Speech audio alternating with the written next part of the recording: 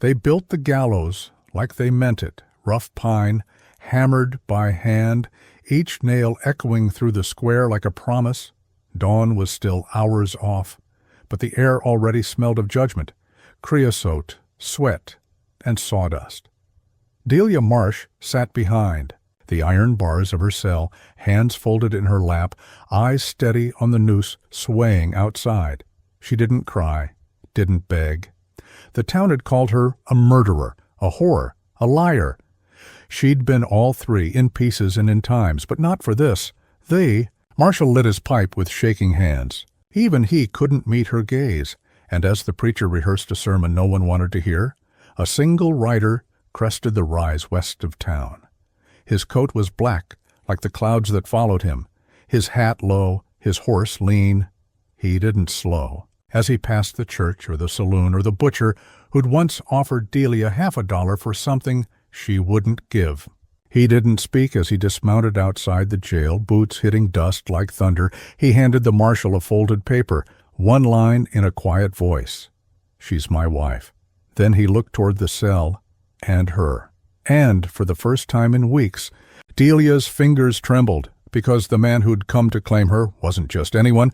It was Colt Maddox, a gunslinger half the territory believed dead. A man with a trail of bodies behind him, and one secret only Delia knew. He gallows went up plank by plank, nail by nail, under a moon still full and pale with indifference.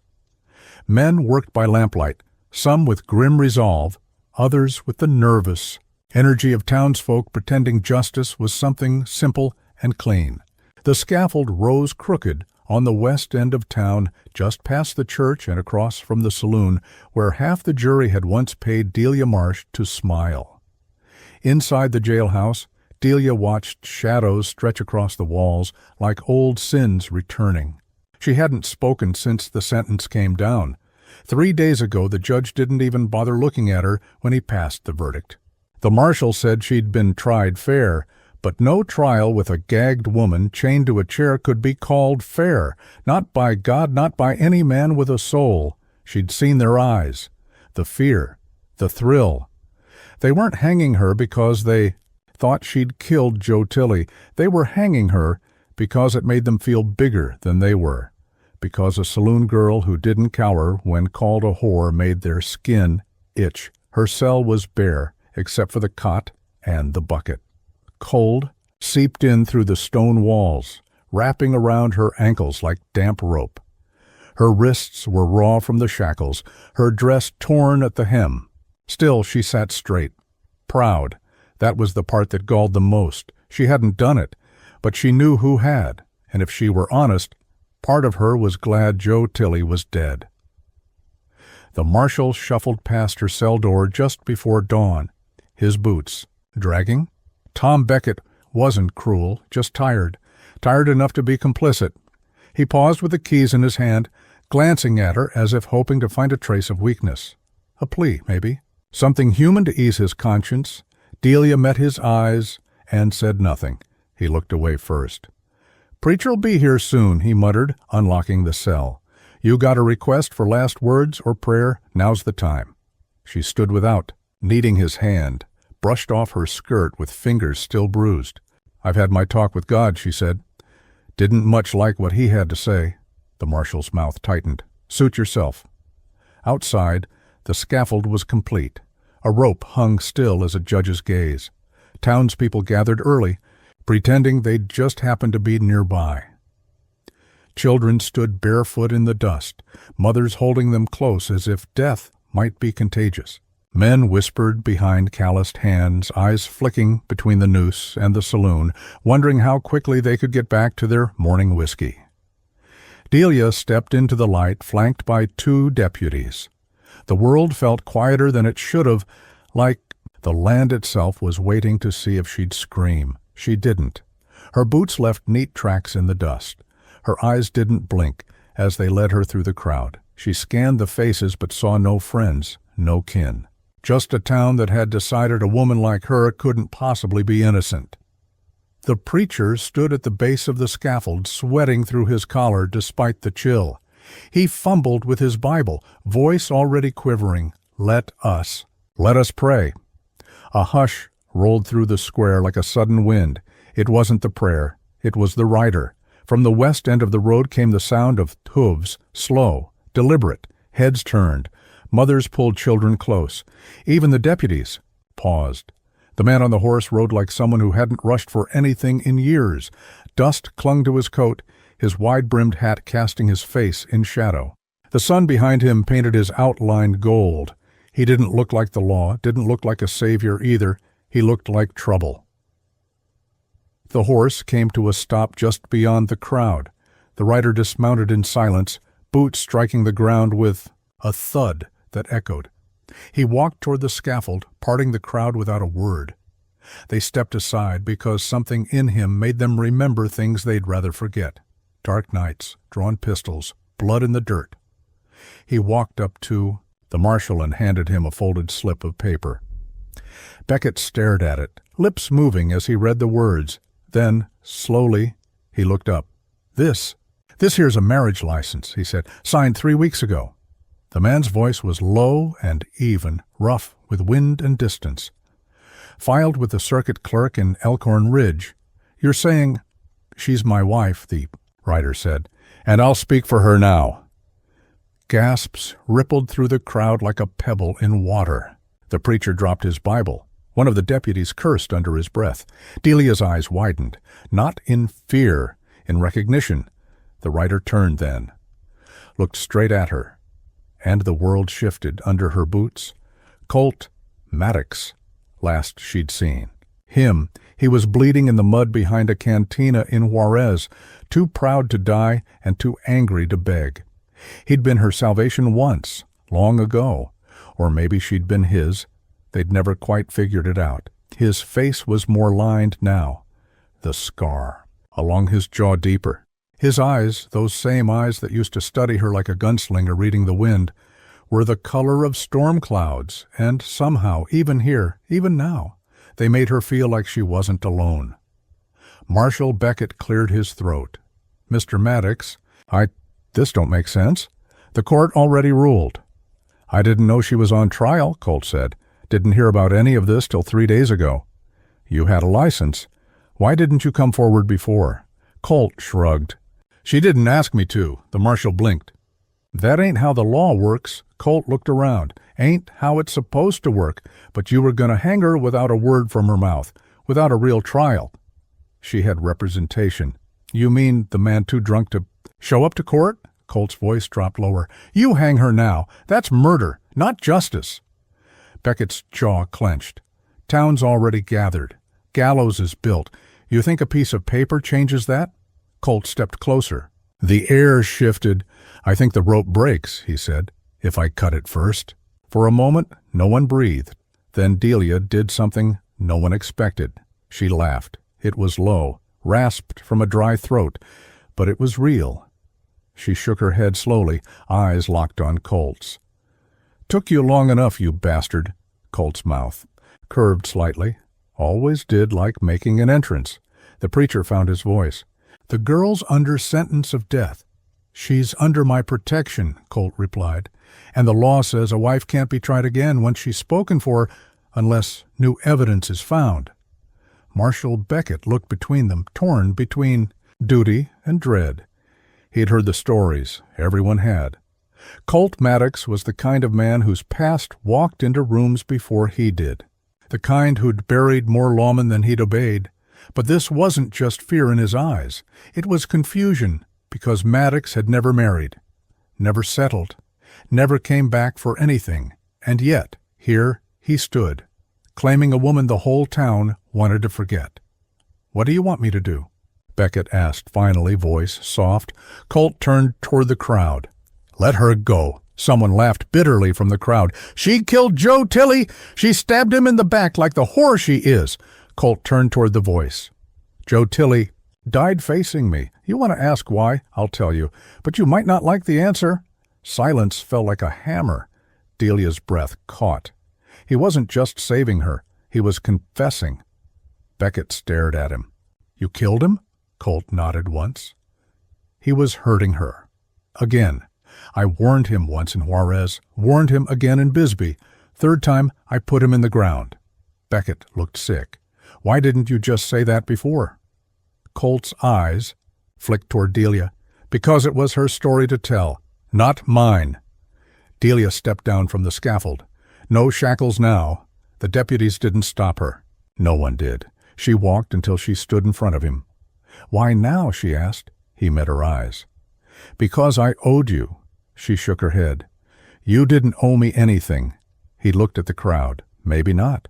But I wanted to." And just like that, the rope hung unused, the gallows empty, and the town of Calico Ridge would never forget the morning they built Death a stage and watched a quiet cowboy tear it down with nothing but his word, his past, and the woman who still wore his name. They didn't cheer when Colt Maddox led her away from the gallows. No one spoke. No one moved. It was as if the town had blinked and missed the moment history changed shape. The noose still swung gently in the breeze behind them, a pale length of rope that had expected a neck and found only silence. Delia didn't stumble as she stepped down.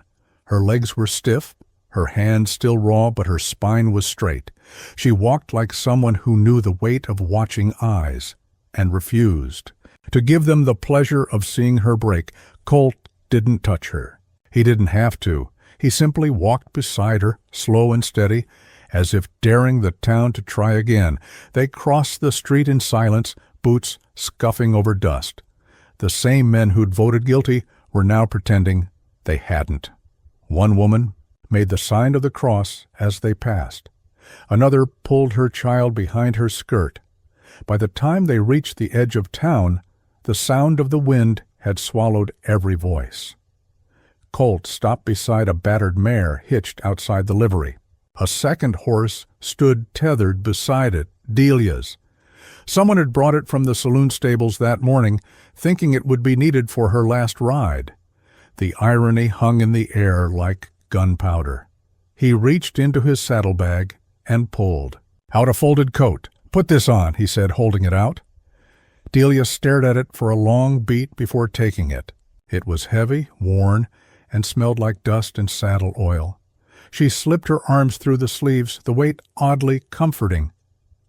"Like armor." "You going to tell me what the hell that was?" she asked, her voice hoarse. Colt gave a half smile. "Which part?"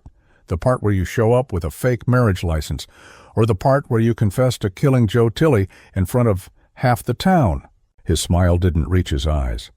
"License wasn't fake, just early." Delia blinked. "You serious?" He nodded. "I sent it to Elkhorn 3 weeks ago, signed it myself, used your real name. Thought maybe you'd say yes one day." "You didn't ask me." "I was planning to." Then word came through about the hanging. Delia crossed her arms under the coat. "And you just rode in like some white knight?" "I ain't no knight, Delia. You know that." She studied him. His jaw was darker with stubble. Then she remembered. His coat hung heavier on broader shoulders, and the scar down his left cheek had lengthened since Juarez, like time itself had deepened it. "No," she said softly. "You're not. But you showed up anyway." He looked down. "I owed you that." They stood like that for a while, the town behind them holding its breath. Somewhere a dog barked. A hammer struck wood. Life resuming in small, cowardly increments. "You going to keep confessing to murder?" she asked. "Because they'll hang. You next." "I didn't lie. You didn't have to tell 'em it was you. I never said a word. You could have walked away." "Yeah," he said. "But I've walked away too many times." Delia felt something twist in her chest. She hated that he still had that effect on her, this quiet, searing heat that slid beneath her ribs and made her forget everything but the way he looked at her. "You killed him?" she asked after a long silence. Colt's eyes found hers. "He put hands on you." "He always did. And this time?" "I saw it." Delia turned away. The truth was ugly, tangled in memories and nights she'd buried too deep. Joe Tilley had been a man who believed fear was a kind of affection, the kind who left bruises where no one could see. "He was drunk," she whispered. Said I owed him coin. I tried to walk away. He followed. Colt didn't move. I didn't kill him, Colt, she said, but God help me, I wanted to. I know, he said. That's why I did. Her breath hitched. She looked back at him. Why now? He met her eyes with something raw, almost painful. Because if I hadn't come, they'd have buried the best thing I ever touched. She swallowed hard. You always did know how to talk like a storybook. I ain't saying it to charm you. I know, he took a step closer. You got anywhere to go? She shook her head. Saloon ain't going to take me back, not after this. You can ride with me. And then what? He hesitated. Then we figure it out. Delia searched his face. Once she would have said yes without thinking. Back when they'd shared whiskey and blood and bullets under a burning sky. Back when she still believed in second chances. You sure about that? She asked. Colt nodded. I ain't walked into many fires on purpose, but I'll walk into this one. She exhaled slow. The wind kicked up a handful of dust behind her. All right, she said. And just like that, she mounted the horse thought she'd ride to her death, and followed a man whose name still made lawmen grip their guns tighter. They rode out west. Not far. Just enough to put the town behind them, the gallows out of sight. A low ridge curled around the valley like a protective arm, and there, half hidden by cottonwoods, was a shack built from old timber and good hands. Not much, but it had a roof, a stove, and one clean bed. Yours? She asked, as they dismounted. Borrowed. Old friend owed me. Delia stepped inside. The place smelled like coffee and dust. A rifle hung above the door. A kettle sat on the stove, still warm. She dropped the coat on a chair and sank down on the bed. I haven't slept in a bed in 4 weeks, she muttered. You can have it. And you? I've slept colder. She looked up. You always do this? What? Save women you once left bleeding in the dirt? Colt didn't flinch. No, she sighed and leaned back, the mattress creaking. Why didn't you stay back then? He didn't answer for a long time. Then, because I was scared. She blinked. Of what? Me? Of what it meant to want something good. I'd spent so long living like I didn't deserve it. I didn't know how to hold on when I finally did. The quiet after that felt thick. Real.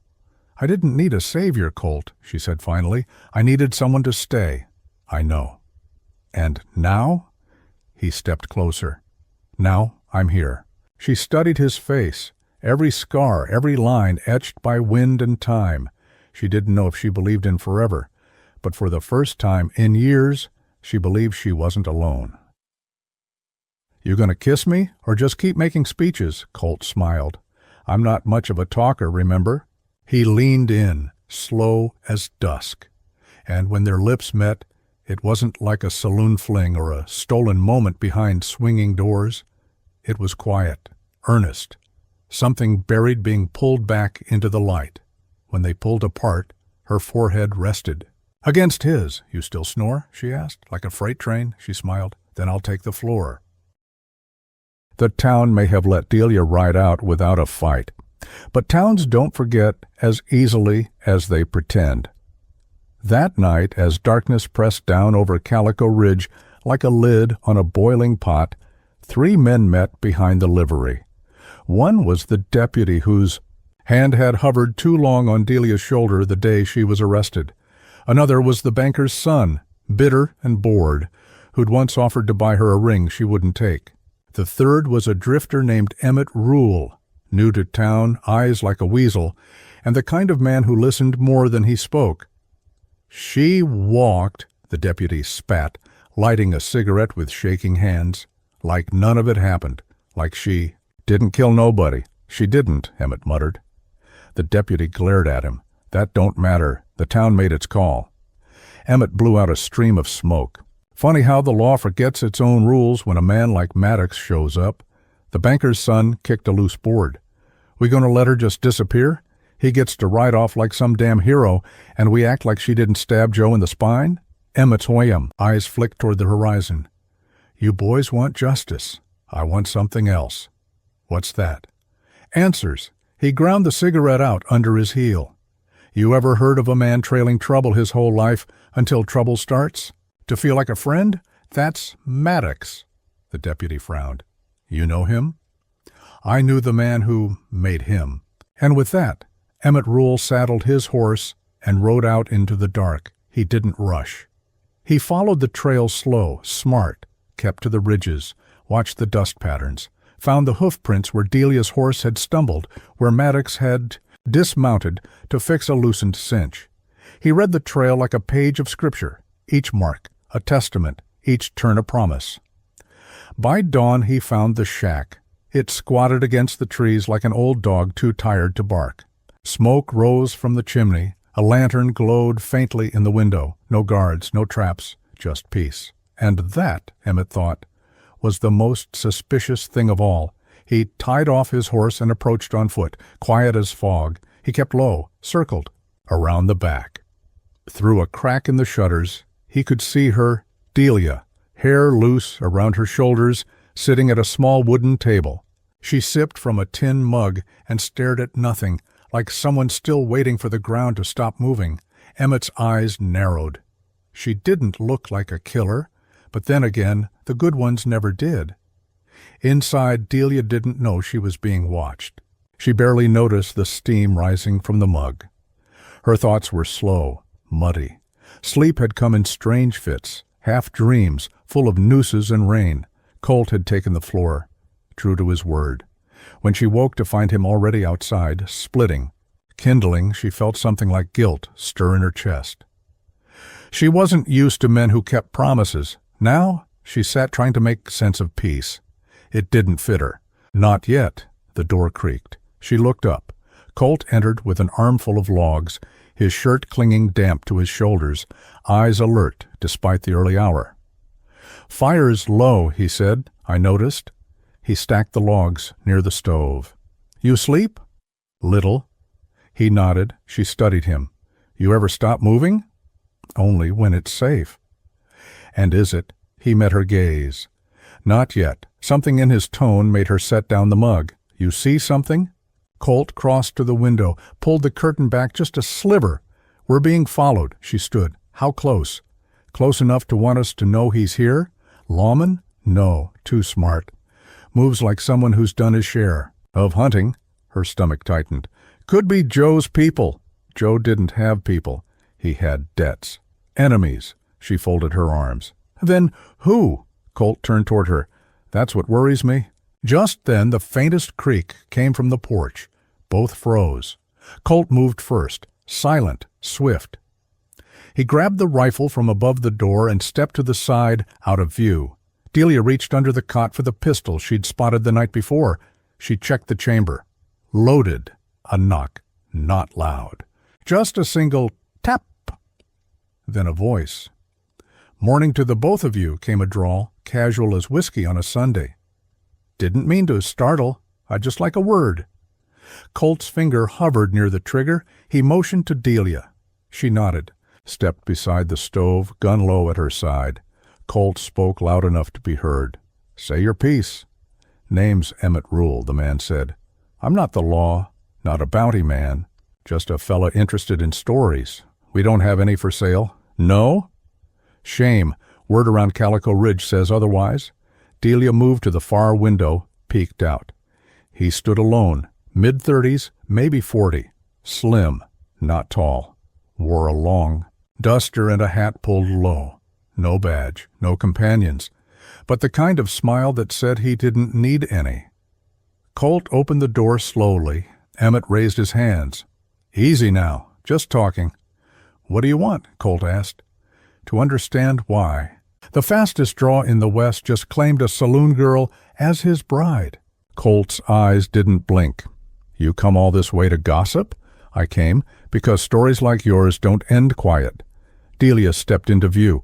You with the town? Emmett smiled. Miss Marsh. No, ma'am. I'm with myself. And myself. Has a hunch. What kind of hunch? Colt asked. Emmett leaned against the porch rail. That neither of you told the whole truth back there. That the hanging was just a piece of something bigger. Is that right? Joe Tilley was scum. But he was scum with a ledger. And someone's mighty upset that ledger's missing. Delia stiffened. Colt noticed. What ledger? He asked. Emmett's. Grin widened. Ah, so you don't have it?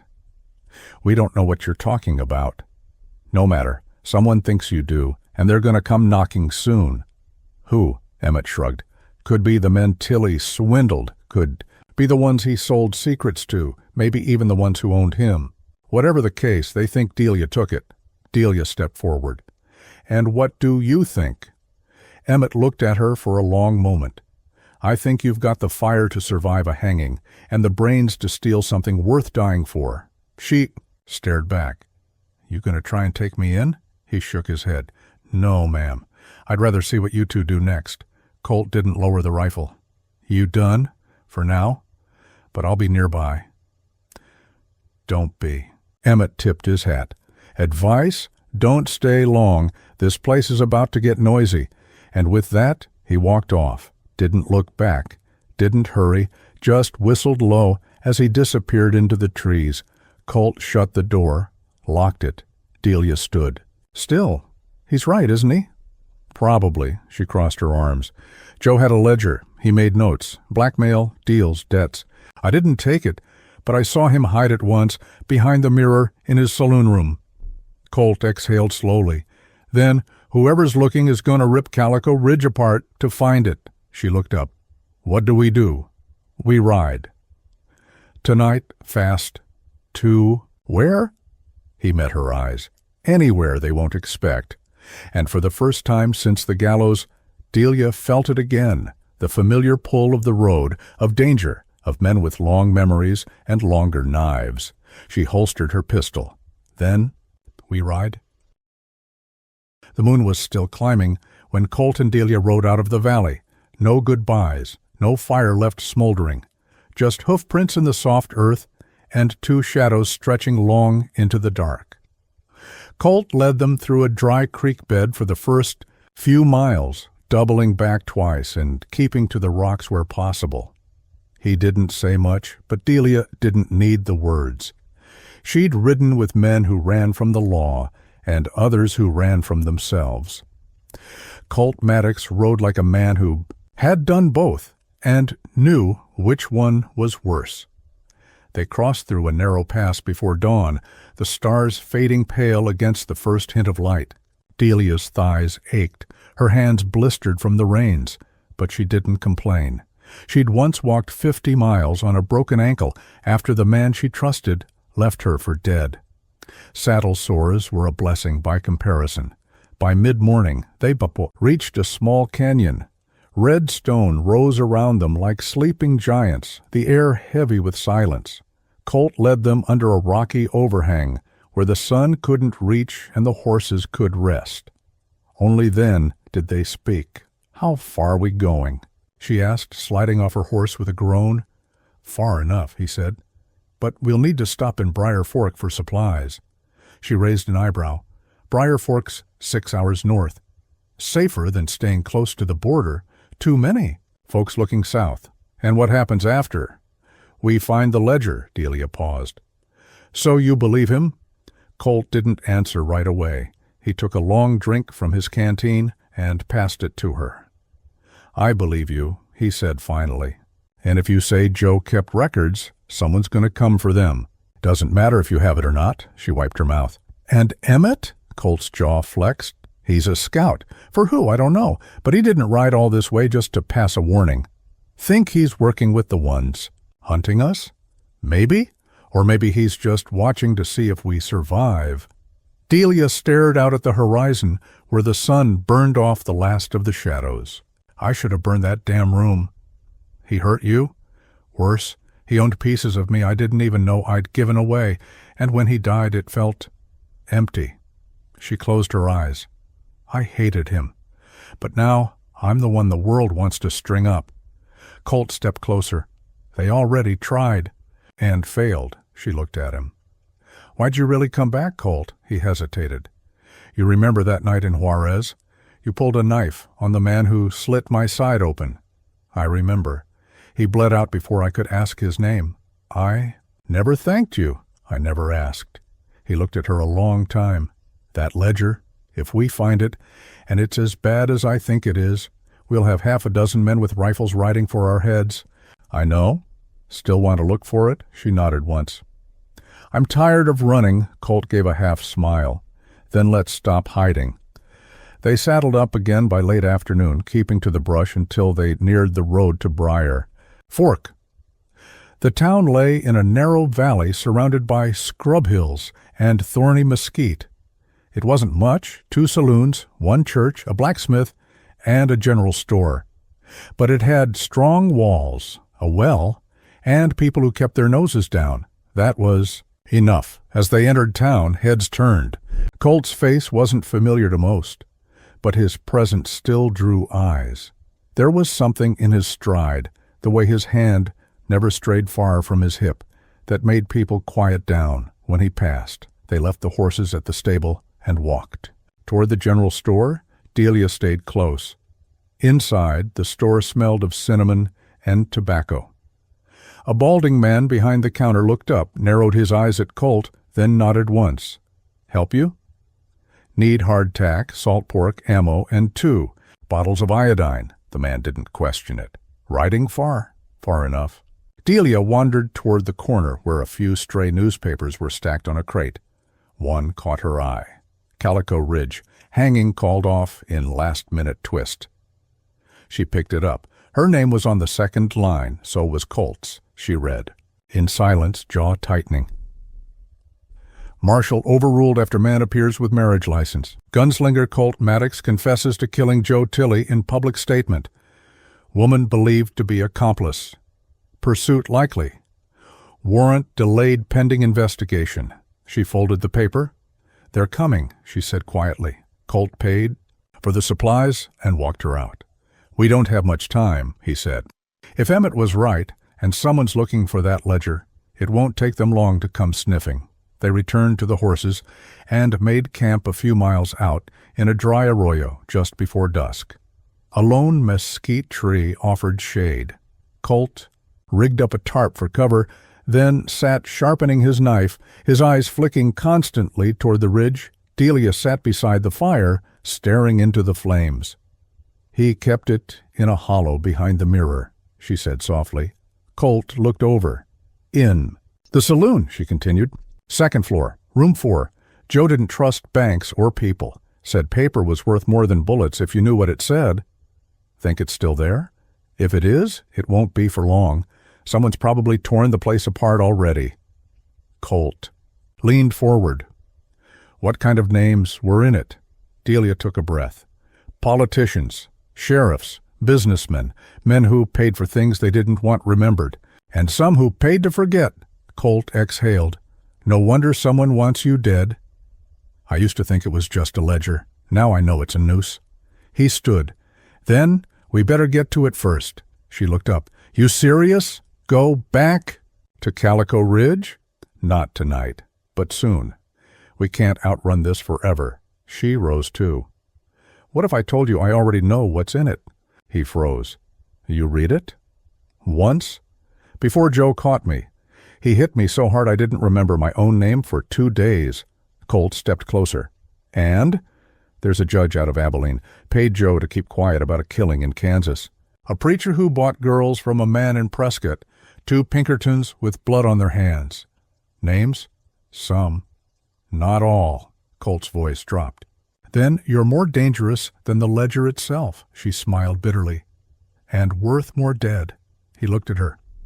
Then we stay together, every minute. Delia nodded. That ledger's not just about Joe, it's about all of them. And if I get my hands on it, maybe I can trade the truth for our lives. Colt took her hand, rough calluses brushing her knuckles. We're not trading your life for anything, he said. And in that moment, with the fire crackling low and the stars just beginning to appear, Delia Marsh felt something new. Not safety, not peace, but a promise. And for now, that was enough. They left before dawn. No campfire, no lingering, just saddle creaks and cold air on their faces as they turned south, back toward Calico Ridge, back toward the gallows that had nearly killed her, and the saloon where Joe Tilley had buried more than just sins. Delia hadn't said much that morning. Her mouth was set in a line, eyes shadowed by thoughts Colt didn't ask about. He didn't need to. He knew the look. It was the same one he wore when heading toward a place his gut said to avoid, but his past refused to let go of. "Town's going to be watching," Colt said, as they crossed a dry wash near noon. "Won't take much for someone to recognize us." Delia nodded. "Then we don't ride in like ghosts. We ride in like someone else." Colt looked over. "You have something in mind?" She reached into her saddlebag and pulled out a battered scarf, faded yellow with red trim. "Saloon girls know how to vanish without leaving." He gave a low chuckle. "You ever stop surprising me?" "Not if I can help it." By early afternoon they veered east off the main trail, cutting behind a bluff Delia knew well. It would take them behind the stockyards and into town from the rear, through the old mule trails and disused minor roads. No patrols out there, just dust, cactus, and time. They dismounted in a thicket half a mile from town. The red rock rise offered a view of the rooftops, the gallows still standing like a grim finger in the middle of the square. "Still up," Colt muttered. "They'll keep it there to remind folks," Delia said. "This town don't forget what makes it feel righteous." They sat in the shade and waited for nightfall. Delia stripped out of her trail-worn clothes and pulled on an old calico dress she'd carried since before her arrest. Something simple, slightly too tight across the chest now. She tucked her hair under a wide-brimmed hat and wrapped the scarf loosely across her mouth and nose. Colt pulled a second coat over his own, dirtying his face with dust and ash from the burned end of a branch. When he glanced at her, he stopped short. "You sure you want to do this?" She looked back. "No, but it's not about want." They didn't speak again until dark. By then, the town had quieted. The last of the drunks stumbled into the saloon. The lamplighter made his rounds. A few figures moved behind curtains. Shadows stretched long across the dirt streets. Colt and Delia entered Calico Ridge on foot, leading their horses through a narrow side alley near the stables. No one noticed them. Two more travelers passing through a town that had seen too many. They reached the saloon just after midnight. Delia paused under the awning. Her breath caught in her throat. The last time she stood here, she'd been dragged out in chains. Her own scream still echoed in the wood grain. Colt touched her arm. "You don't have to," she shook her head. "I do." They entered through the back, where the kitchen door swung loose on tired hinges. The cook was gone. The smells of grease and tobacco hung heavy. Inside, the saloon still breathed. A few stragglers played cards at a corner table. The piano sat quiet. Smoke drifted like ghosts through the ceiling beams. Delia kept her face down. Colt stayed close behind. Room 4 was upstairs. They crept up the stairs, each step a prayer. The hallway was dark, doors shut. When they reached the end, Delia knelt and pulled a pin from her dress hem.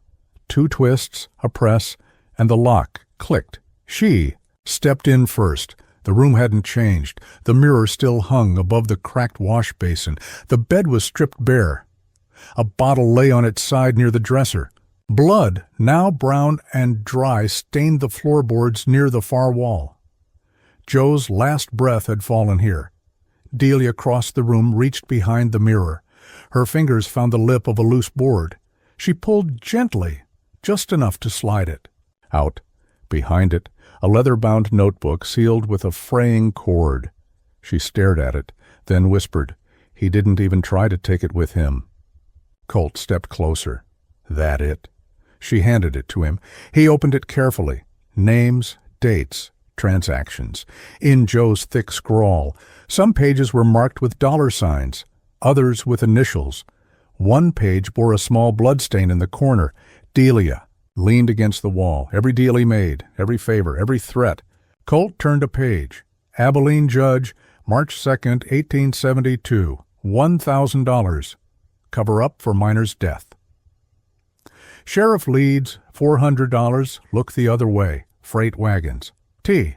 Garvey, $300. Child 14, delivery arranged. Colt's jaw tightened.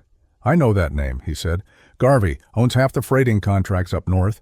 He bought a girl. Not the only one. These men, This ain't just corruption, it's rot. A noise downstairs cut through the silence. Voices, 2 of them. Then footsteps. Colt cursed under his breath. Someone's here. Delia grabbed the ledger, stuffed it down the front of her bodice. Colt pulled her close, out the window. They climbed fast. Colt went first, dropping into the alley below. Delia followed, landing hard but steady. The voices inside grew louder. A light passed the upstairs window. They ran. Back through the alleys, through shadows that clung to the backs of buildings and the bell tower's long arm. They didn't stop until they reached the ridge, hearts hammering. When they were safe, Colt turned to her. "You all right?" She nodded. He looked at the ledger. "You realize," he said, "we just stole the most dangerous book west of the Mississippi." Delia smiled. "Good."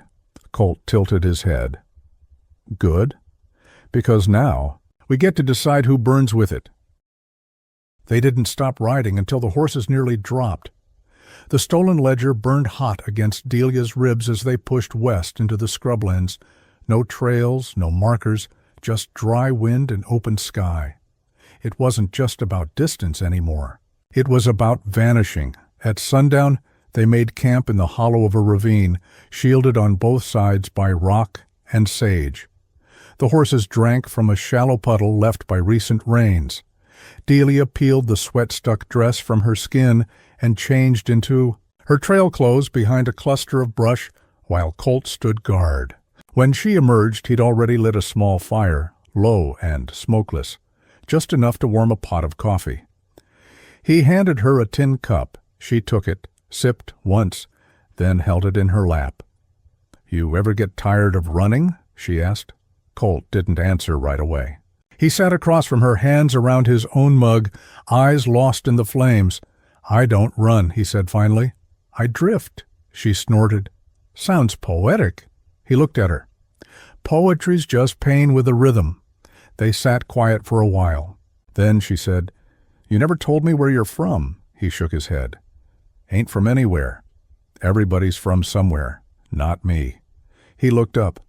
"My mother died giving birth to me in a brothel outside Wichita. No one ever claimed me. Grew up a stable boy until the owner lost me in a poker game to a man named Rafe Maddox. Gave me his last name, didn't give me much else." Delia stared. "You never told me that," she said softly. "No reason to. Don't mean nothing. By 15, I was stealing horses. By 18, I was shooting to get paid. Somewhere along the way, folks started saying my name like it had weight. And now it's a target." Delia looked down at her cup. "You think we'll live long enough for this to matter? The ledger?" She nodded. Colt sighed. "Depends what we do with it." Delia leaned back. "We can't ride forever." "No, but we can pick our battleground." She gave a tired smile. "You always think in terms of war?" "It's all I know." Night came slow. The fire burned down to embers. Coyotes yipped in the distance. Delia unrolled her bedroll and lay down near the fire, arms folded behind her head. Colt sat with his back to a boulder, rifle across his lap, watching the moon rise. After a while, Delia spoke. "When I was little, I used to dream about being saved." Colt turned slightly. "Not by a prince," she said. "By a woman with a knife. She'd walk into my father's house, cut his belt in half, and tell me I could leave." Colt said nothing. She looked at the stars. "Funny how, when it finally happened, it wasn't a woman. It was me." He watched her for a long time. "You saved a lot of people," he said, "just by surviving." She turned to him. "That what you think I'm doing?" "I know it is." She studied his face. "You're different than you were in Juarez." "So are you. You left me there." He didn't flinch. "I did." She turned back to the sky. "I hated you for that. I know." "And now?" "I don't expect forgiveness." There was a long silence. Then she said, "It's not about forgiveness." Colt raised an eyebrow. "Then what is it about?" "Trust," she said, "and whether or not I'm a fool for giving it back." He looked away. "If you are, then we're both fools." Now the next day the wind shifted. Not just weather. Colt could feel it. The birds moved quieter. The brush no longer hissed in greeting. Something was coming. They rode northwest along a dry gulch, heading toward the ruins of an old stage depot Colt had used once as a hideout. It was half collapsed, but the cellar was sound, and the roof gave shelter. They reached it by dusk. Inside, the air was stale and still. Colt made a quick sweep, rifle drawn. No prints, no sign of life. "This'll do," he said. Delia dropped her bedroll beside an old whiskey barrel and unwrapped the ledger. "We need to make a copy," she said. "If they find this and burn it, we've got nothing." Colt nodded. "I'll trade for ink and paper in the next town. Might be able to bribe a clerk to notarize the copy." "What about a witness?" He hesitated. "I know someone. Preacher out of Red Mesa. Owes me a favor." She raised a brow. "A preacher?" Colt gave a dry smile. "Even holy men get desperate." She flipped through the ledger again. Her eyes lingered on one name. "Samuel Kirka," she said aloud. "This one gave Joe $500. Description says, for what she don't remember, but I do." Colt leaned in. "What page?" she showed him. Colt frowned. "Kirk, railroad magnate out of Fort Worth, owns the entire northern spur. That name carries weight." Delia's voice dropped. "Then we've got a matchstick in a powder room." Colt nodded grimly. "If this book goes public, Kirk's going to send men, the kind that don't care who they kill." "We send it to a newspaper." Colt shook his head. "Paper won't print it without verification, and even if they do, half their editors are on someone's payroll. We need something better." Delia narrowed her eyes. "We need someone unbribable, or someone with more enemies than us." A thought passed between them. "You're thinking of Marshal Deeks," Delia said. Colt nodded. "Only man who ever tried to hang me fair. Didn't flinch when I drew on him, just looked me dead in the eye and said, 'You don't scare me, son.' But God might. He's still breathing? As of 2 months ago, running patrols near Durango. If we find him, give him the ledger. He might make it count, or he might arrest me on sight." She looked at him. "Then we better give him a reason not to." That night, they slept in shifts. Colt dozed for 2 hours while Delia sat with the rifle, eyes scanning the hills. Then she woke him.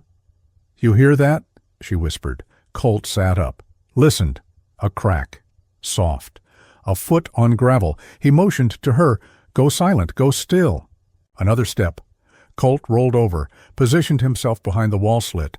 Rifle raised. Then the voice came, low, amused. "Easy now. You'll scare the coyotes." Colt's heart sank. Emmett Rule stepped into view, backlit by the moon, hands raised. "Fancy meeting you two again?" Colt didn't lower the rifle. "What do you want?" "Same as before," Emmett said. "To see what you do next."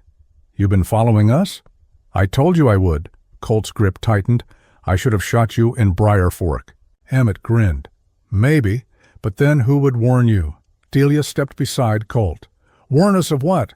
Emmett's eyes flicked to her, then the satchel in her hand. "They're coming. 10 men. Fast horses. North through the canyons. You've got 12 hours at best." Colt narrowed his eyes. "Why tell us?" "Because I like you," Emmett said. "And because I want to see how this ends." He tipped his hat. "Ride fast, and don't stop for ghosts."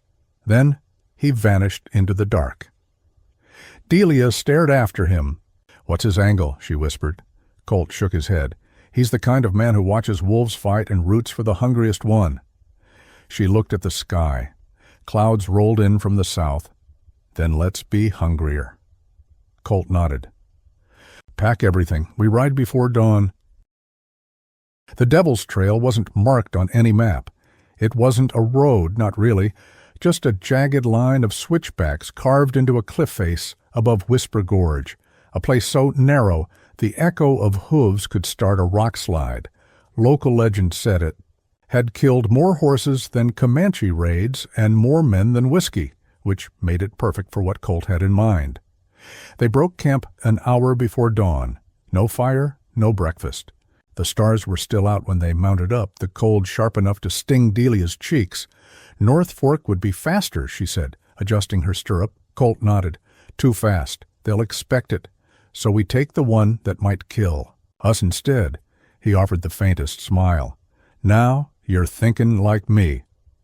They rode fast through the basin, then turned west, just as the sun began to claw its way over the ridge.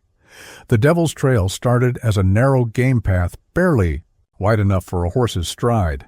From there, it climbed steep into the cliffs, stone walls on one side, a sheer drop on the other. Delia eyed the trailhead. "You sure this is the way?" "No," Colt said, "but it's the way they won't follow." The wind screamed through. The gorge like it remembered every man who ever fell. Loose shale slid beneath the horse's hooves. Delia's mare snorted nervously, and Colt's gelding flattened its ears. They rode single file, no words. Every sound, stone underfoot, a pebble, tumbling over the ledge, felt louder than it should have. Halfway up the pass, the trail narrowed to less than 2 feet. Below, the canyon dropped 500 yards into jagged rock and twisted trees. Colt looked back. "You all right?" Delia was pale, jaw clenched. "I'm fine." "You're lying." "Good," she muttered. "Means I'm still me." They pressed on. By midday, they reached the top of the ridge. The land opened up into a dry plateau, nothing but dust and scrub and sky as far as the eye could see. They paused long enough to water the horses and chew on strips of dried meat from their saddle pouches. Colt scanned the horizon with his spyglass. "Riders behind us," he said. Delia's hand went to her pistol. "How far?" 5 miles. "Maybe 6. Fast. Too fast." "They know the trail? Their gambling will take it. And they're right." She exhaled through her teeth. "So what now?" "We buy time." They remounted and angled northeast, using every outcropping, every dip in the terrain to break their tracks. At one point, Colt doubled back and walked the horses through a stream bed for half a mile, erasing hoof prints. By dusk, they found a narrow cave beneath a jutting cliff, a hollow barely deep enough for 2 people, and a fire the size of a hat. Delia collapsed to the ground, boots off, hair damp with sweat and grit. "Remind me," she groaned, "why I didn't just let them." "Hang me?" Colt chuckled softly. "Because you're stubborn, and maybe a little in love with pain." He sat across from her, unlacing his boots. "I used to think dying was the worst thing that could happen to a person," she said. "But it's not." "No?" She shook her head. "It's being forgotten, like you never mattered at all." Colt nodded slowly. "I used to ride with a man named Hollis Kane. Big shoulders, quiet. Could hit a coin from 50 yards. He died bleeding in a dry arroyo 3 years back. I buried him. Didn't even know his real name." Delia looked over. "Why? You telling me that? Because you're not him. And I won't let them forget you." The fire crackled between them, tiny and defiant. She stared into the flames. "I don't know what this is between us, Colt. Some days it feels like a promise. Other days it feels like a wound that won't close." "I know. And when this is over?" Colt looked at her. "You'll still have me, if you want." She didn't answer, but when she lay down that night, she did it closer to him than before. They woke to thunder, not from the sky, but from hooves. Colt sat bolt upright, rifle in hand. Delia all ready. Had her pistol drawn. "Coming fast," he said. "At least 5. They kicked out the fire, mounted up, and rode like hell. The cave emptied into a draw that led into a web of dry gullies and jagged stone arches. Colt didn't slow. He knew these lands. Every trick, every turn. Behind them, shouts echoed. A gunshot cracked the air. Delia ducked low in the saddle. "How? Close? Too damn close?" They reached a rocky rise, the trail splitting in 3 directions. Colt reined up hard, pointed to the center path. "Go straight. I'll split left. Draw them off." Delia blinked. "No, we stay together." "Delia, if you die out there, I'm next. And you know it." He stared at her, frustrated, admiring, scared. Then he nodded. Together they tore down the center trail, the wind tearing at their clothes, dust stinging their eyes. More gunfire. Cowboy. Bullet clipped the edge of Colt's saddle horn. Another buried itself in the dirt near Delia's horse. Then a scream. One of the pursuers fell from his mount, body bouncing off the rocks like a rag doll. Colt turned in the saddle and fired once. Clean. Fast. Another man dropped. The rest slowed. They didn't stop, but their formation broke. Colt and Delia vanished over the next ridge before the dust could settle. By the time they reached the river, they were 2 miles ahead.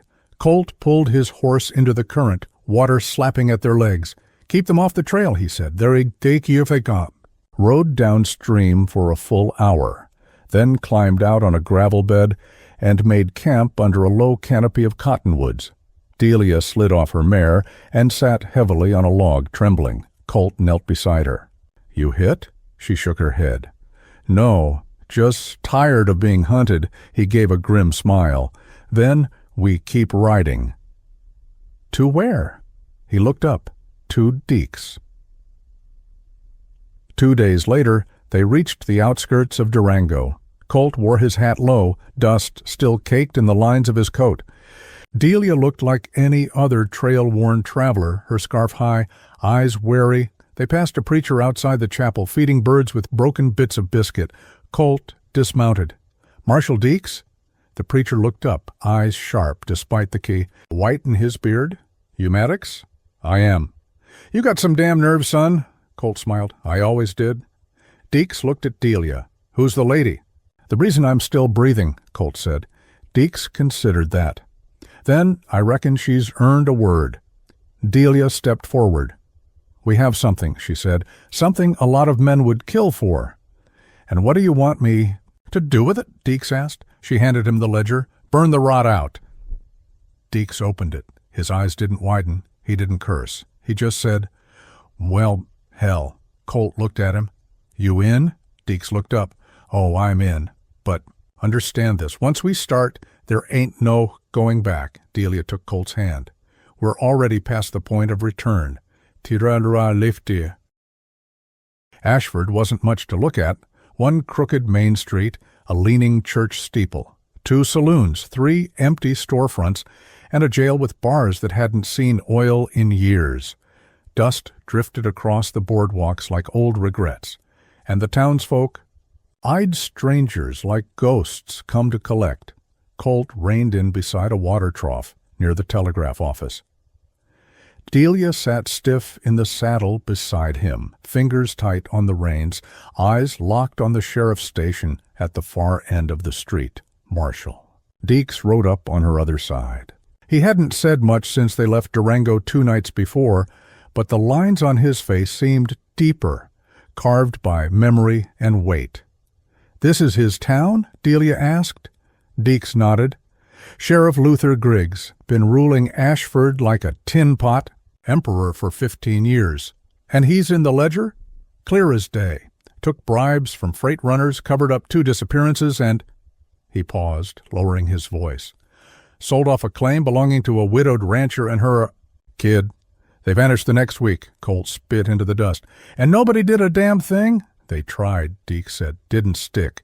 Griggs has friends in high places, dirt on judges. Hell, he's got half this county eating out of his palm." Delia adjusted her hat. "Then maybe it's time we broke his grip." The 3 dismounted. Ashford watched them like a dog watches. Strangers too close to the porch. Conversation stilled. Doors creaked shut. A man sweeping the saloon, steps froze mid-motion. Deeks took point, walking down the middle of the street like he still had a badge pinned to his chest. "Stick to the plan," he murmured. "We go in quiet. Ask. Present the copy of the ledger. Page, give him a chance to come clean. And if he doesn't?" Colt asked. Deeks gave a humorless smile. "Then he learns what justice looks like when it's been waiting 15 years. They reached the jailhouse door. It was half ajar. Colt drew first. "I'll take the lead." He pushed the door open slow. The hinges creaked. Inside, a deputy sat with his boots on the desk, hat over his eyes, snoring loud enough to shake the walls. A dog dozed in the corner. The place smelled like sour beer and old sweat. Deeks stepped inside. "Wake him." Colt rapped the desk hard with his knuckles. The deputy bolted upright, hand flying to his pistol. "Hell's teeth!" Then he saw them, 3 guns, one familiar face. Marshal Deeks?" he stammered. "Where's Griggs?" Out back, I think. Had breakfast brought to the cells an hour ago." Deeks shoved past him, Colt and Delia close behind. They stepped into the hallway just as a heavy voice echoed from the cell block. "Don't bother with the beans, just pour me another shot. That's the only thing keeping me from stringing." Up the next fool who walks through that. He stopped.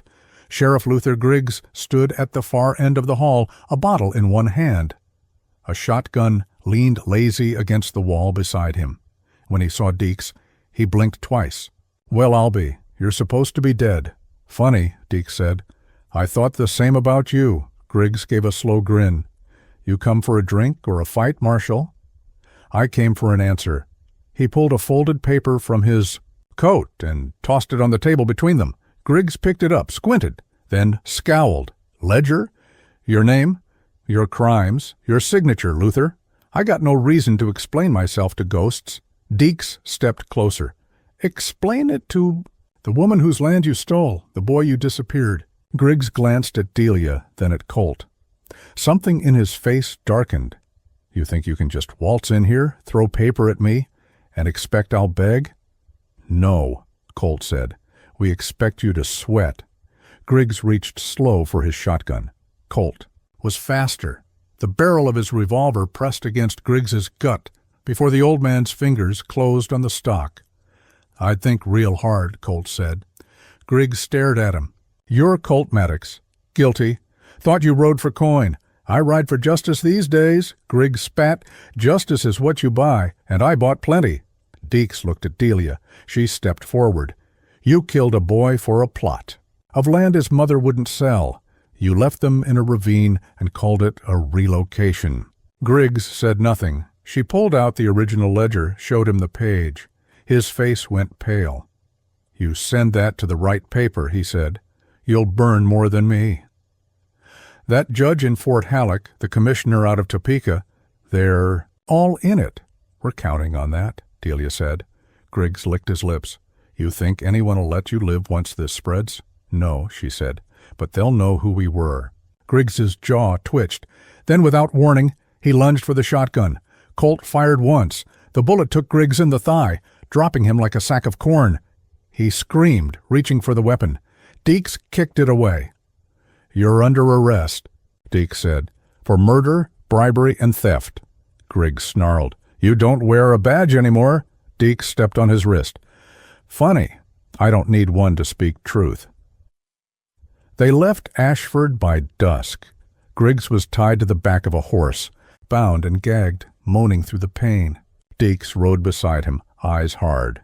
The townsfolk had watched in stunned silence as the sheriff was dragged out of his own station like a dog. Some spat, some turned away, but no one stopped them. As they crossed the ridge out of town, Delia looked back once. "You think it's enough?" she asked. Colt looked at her. "No," he said, "but it's a start." She nodded, then pulled the ledger from her satchel and opened to the next name. "Samuel Kirka," she said. "Fort Worth." Colt raised his brows. "You sure?" Griggs had blood on his hands, but Kirk built his empire on the bones of children. Then we pay him a visit. Delia closed the book, and for the first time since she stepped off the gallows platform, her hands didn't shake. The tracks ran like veins across the northern plains, iron rails cutting through farmland and memory, linking cow towns to cities and cattle to coin. And at the heart of it all, nestled in the rich red clay of Fort Worth, sat the empire of Samuel. Kirka. They arrived in the city under cloud cover 2 weeks after leaving Ashford. Colt's horse was limping from a rock bruise, Delia was nursing a cracked rib from a near fall in the canyons, and Deeks had aged 10 years in the saddle. But they'd made it, and now Fort Worth stretched before them, big, proud, loud. A city of smokestacks and railroad bells, of marble banks and brick mansions that didn't remember what dirt looked like. Colt reined in beside a livery near the station. "You two go quiet. Let me walk in first." Delia raised an eyebrow. "Why?" He met her gaze. "Because I've killed men like Kirka before, and they always shake hands before they shoot you. Deeks dismounted, groaning as he hit the ground. Kirk's not just a name, he's a symbol. Tear him down, and the whole damn scaffolding creaks. Colt nodded. That's the idea. They found a room above a cooper's shop on the west end of town, just far enough from the rail yards to be forgotten. Colt laid the ledger flat on the desk, flipping to the dog-eared page Delia had marked. Samuel Kirka, August 5, 1871, $1,500. Child transport silence bought Red Rock incident. Delia sat on the edge of the bed, pale and still. That incident? She asked. Deeks nodded. Red Rock was a reservation. Government was transferring kids. Official story was they were being sent to schools. Unofficial story, he paused, some were never seen again. Delia's mouth was dry. Kirka paid Joe to stay quiet. Joe brokered the deal, Deeks said. Kirk was the wallet. That makes him complicit. Colt shut the book. So we bring it to him. You think he'll just confess? Delia asked. No, Colt said, but he'll show us what kind of devil he really is.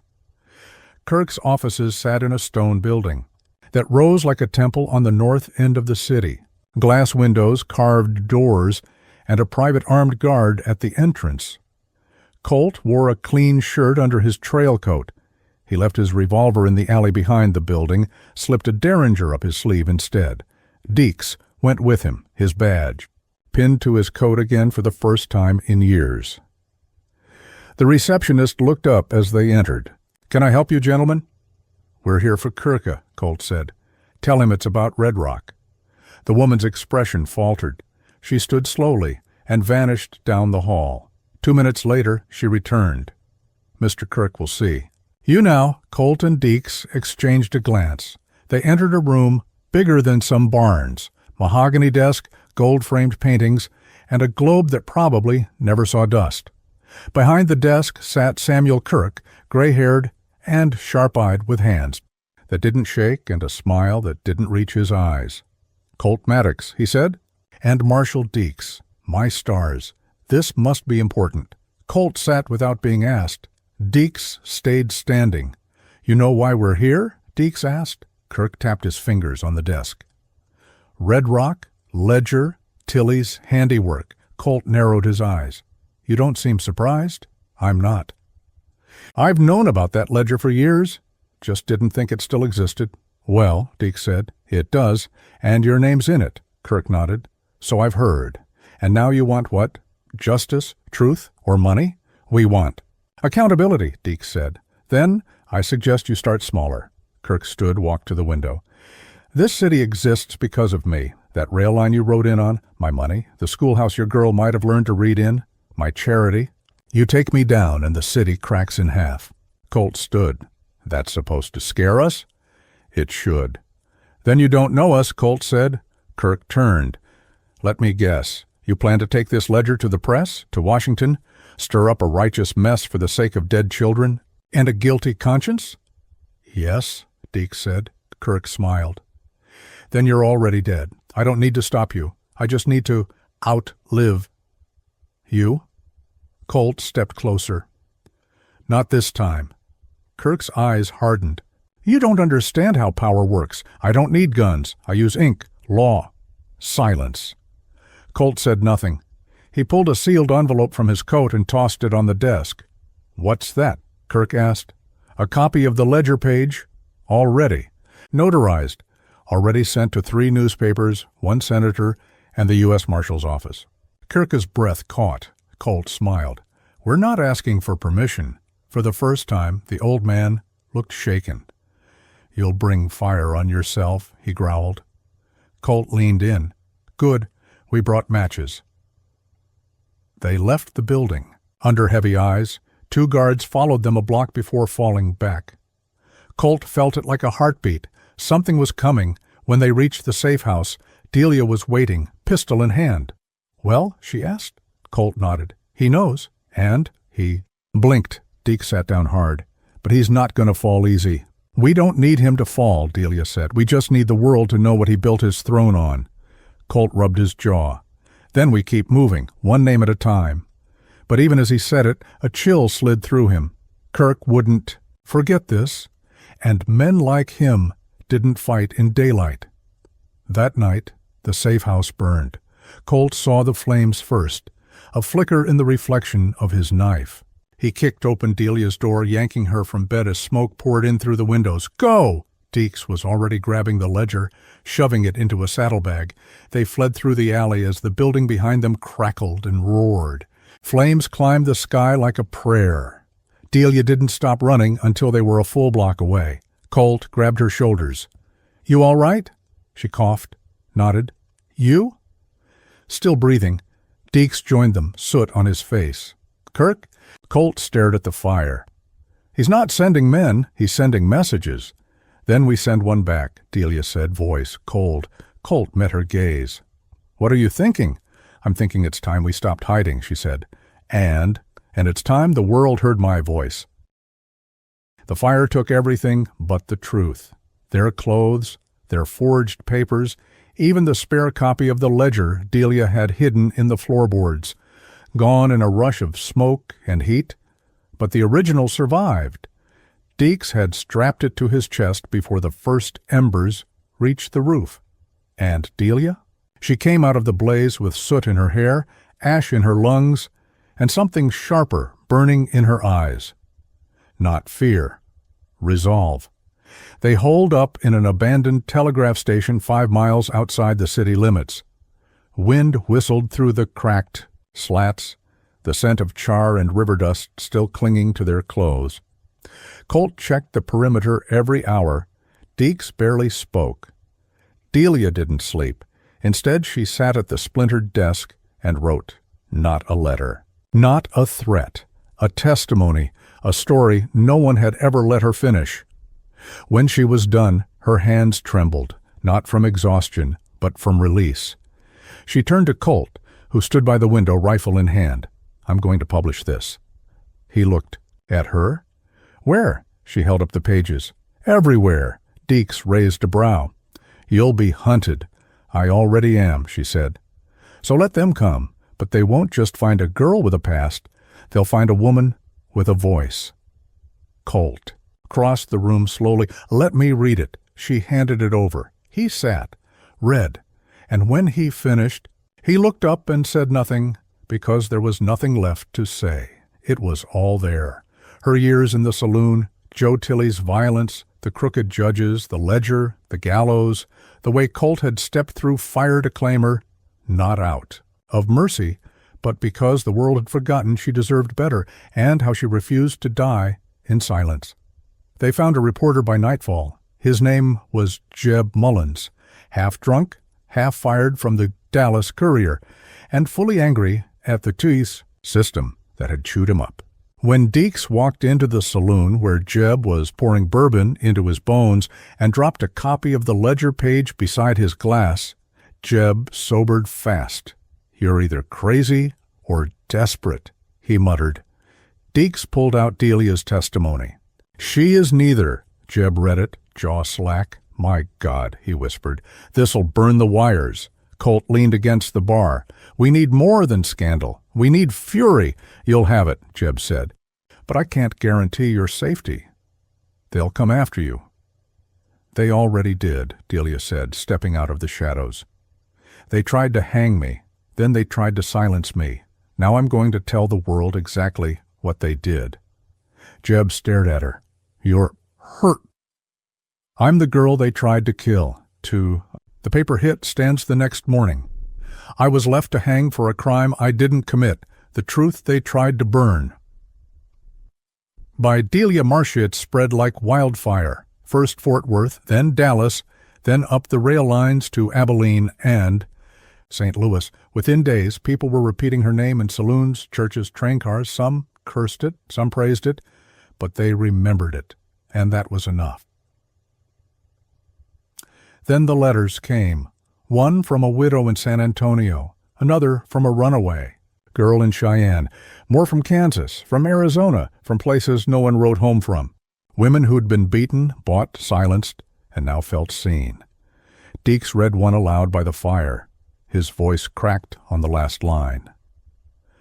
I thought no one would believe me, but now I believe myself. Colt looked over at Delia. You did that, he said. She blinked fast. Not alone, he nodded. No, but you lit the fuse. Then the telegram came. From Emmett Rule. Meet me in Deadwell. Got a name you missed, one that started it all. Come alone or don't come. Delia stared at the message. Colt read it twice. Deeks rubbed his chin. It's a trap. Colt nodded. Probably. Delia stepped toward the saddlebag and drew out the ledger. She flipped to the first page. Handwriting different. Older. Bolder. A name that had no mark beside it. No $sign. Just 2 words. To H? Initiated. 1816. That's not Joe's handwriting, she murmured. Deeks leaned over. T.H.? Colt narrowed his eyes. Could be the one who started the ledger, the man who taught Joe Tilley how to do what he did. And if Emmett knows who that is... Delia shut the book. Then we ride to Deadwell. Colt didn't argue. Deeks strapped on his rifle. They rode through the night, 3 shadows against the prairie. 3 names now burned into the public. And with every mile, the weight of the past shifted, no longer a noose around Delia's neck, but a banner in her hands. Colt looked at her once as the moon rose high. You're not who you were in Calico Ridge, he said. No, she answered. Back then, I was just trying not to die. And now I want to live. Deadwell wasn't a town. It was a scar. Half the buildings were burned out. The rest were broken. Miners had fled. So had Law. What was left were ghosts in boots, men who'd seen too much and women who didn't bother pretending anymore. They found Emmett in the back of a cold saloon, nursing a glass and a bullet wound in his thigh. Didn't think you'd come, he said, smiling through pain. Delia stepped forward. We came. Emmett looked at Colt, then at Deeks. Still bringing your shadows, I see. Get to it, Colt said. Who's T.H.? Emmett reached into his coat and pulled out a page, torn from a much older book. He laid it flat on the table. The name was there, in faded ink. Theodore Hartwell. Who is he? Delia asked. Emmett's smile vanished. He's the man who built the ledger, not just wrote in it. He taught men how to use it, how to trap judges, break women, bury boys. Tilley was just a branch. Hartwell is the root. Where is he? Deeks asked. Last I heard, D.C., hiding behind a desk with a dozen. False names and a senator's blessing. Colt stepped forward. We'll find him. Emmett chuckled, but it turned into a cough. I hope so, because if you don't... All this? All these stories? He looked at Delia. They'll vanish the second you do. She met his eyes. Then I guess we better not vanish. That night, by the dying light of a saloon lantern, Delia Marsh wrote again. Not just about herself this time, about Hartwell, about what came next. And as she signed her name to the final page, Colt watched her in silence, his gun at his side. The scars of his past still deep, but his future sitting right in front of him, wrapped in ink and fire and grace. The train to Washington, D.C., left on a gray morning that smelled of cold metal and ink. They boarded under aliases, Delia as Miss Abigail Dent, Colt as Mr. Charles Stone, and Deeks, ever the cautious one, simply as Smith. The marshal wore his badge under his coat. Colt kept a pistol in his boot.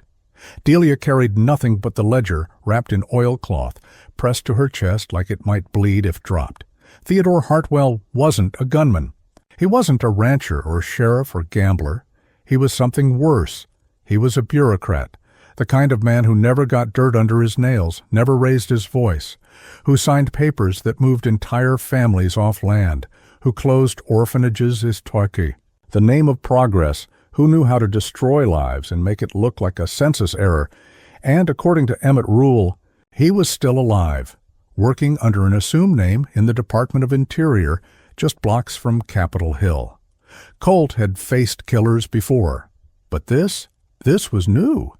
"He won't come at us with guns," Colt said, as the train clattered east. "He'll come at us with suits and silence." Delia watched the planes blur past the window. "Then we break the silence first." They arrived 2 days later. The city hit them like a hammer. Horse-drawn carriages clattered over cobbled streets. Newsboys shouted headlines about tariff bills and coal strikes. Men in black coats strode past with cigars and cold eyes. The Capitol dome loomed in the distance, as white and distant as heaven. They rented 2 rooms in a boarding house near Judiciary Square.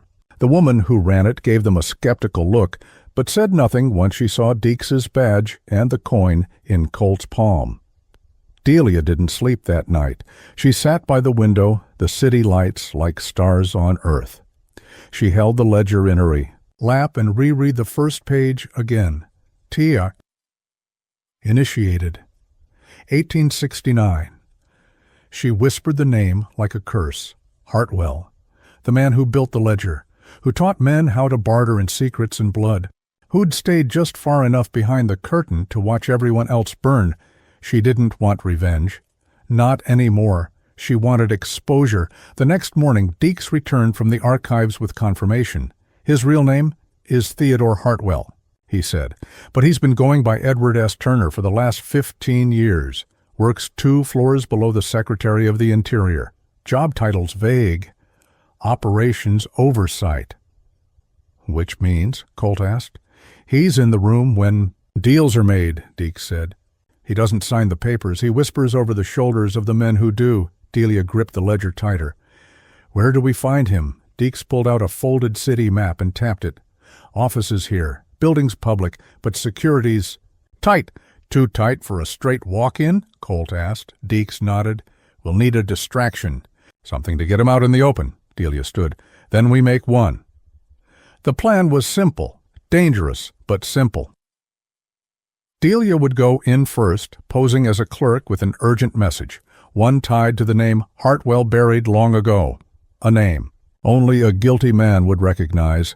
Colt and Deeks would wait in the alley behind the government building, ready to intercept when Hartwell slipped out the rear door, as men like him always did when the past came knocking.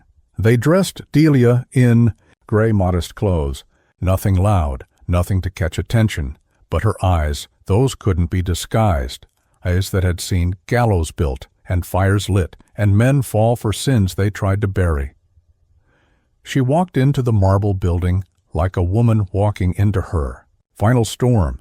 The clerk at the front desk didn't even glance up.